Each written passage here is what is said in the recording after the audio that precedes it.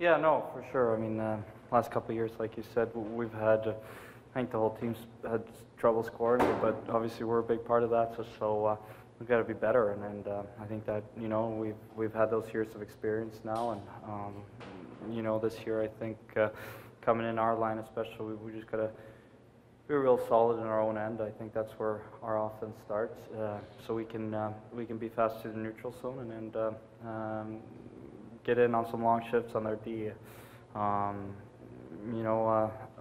She's been hot here lately, and hopefully me and Tats can catch on some of that.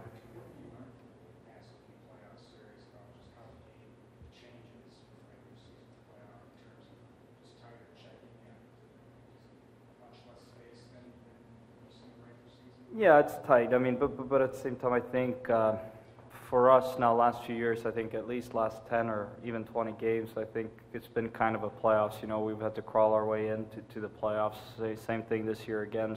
So down the stretch here, it's been playoff type games. So you kind of get used to it gradually, I think, coming in now. But for sure, it's a lot tighter out there. You have to fight for every inch of your ice. You can't take a shift off or anything like that. Everything's on the line, and that's why it's the best time of the year to play hockey. So just got to leave it all out there. It's going to be tight, but we're excited for this challenge. So is consistency one of the biggest issues with this? I mean, as a team plays so well against Philadelphia, against Minnesota, and then there are other games like the game in Philadelphia, in Boston. Like, do you kind of what team is showing up? When you play with emotion and take care of the puck, you're very good. Yeah, no, but I'm not worried about that. I think it's something we know.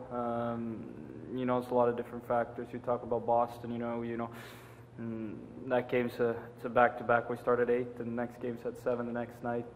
We just beat Philly, so it's the schedule. It's the same for everyone, but at the same time, it's tough.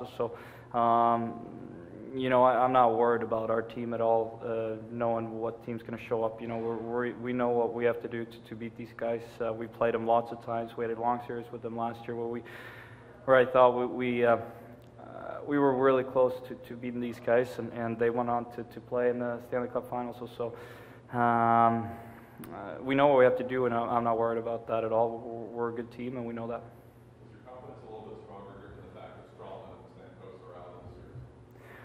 Well, for sure, it's no secret they're big pieces of their team, and I think a couple of other guys might be banged up, but Strawman and Stamkos for sure, huge two pieces,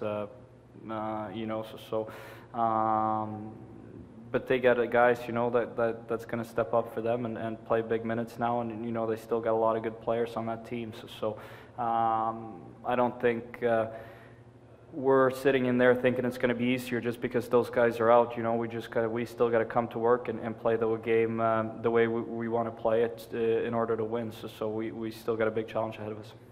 How much different look does Lightning have or style than we saw last year in the playoffs?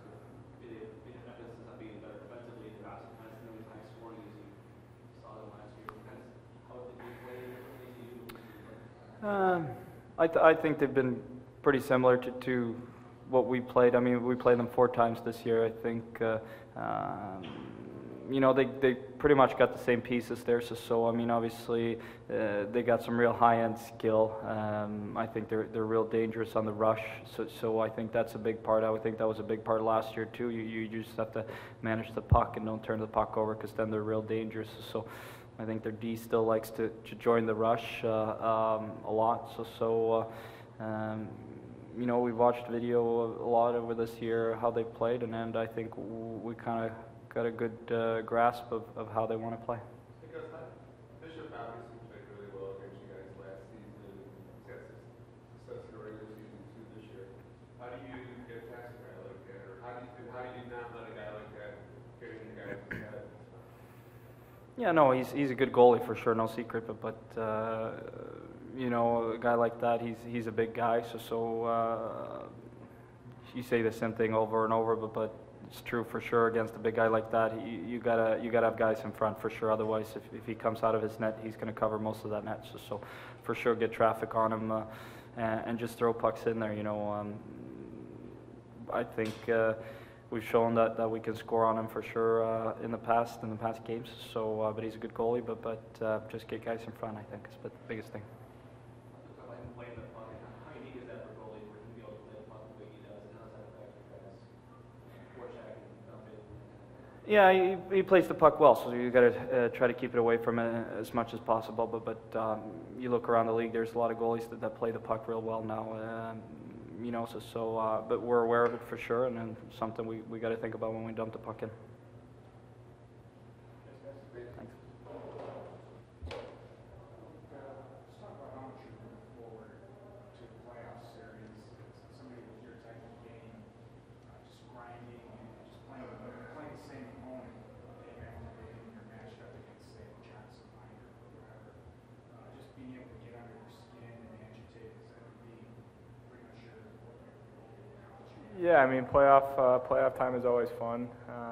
It always really brings a competitive spirit out of both teams, and I mean, it's what you play a full 82-game season for, a chance in the playoffs, and that's what we have. So I think our whole team's excited, and should be fun.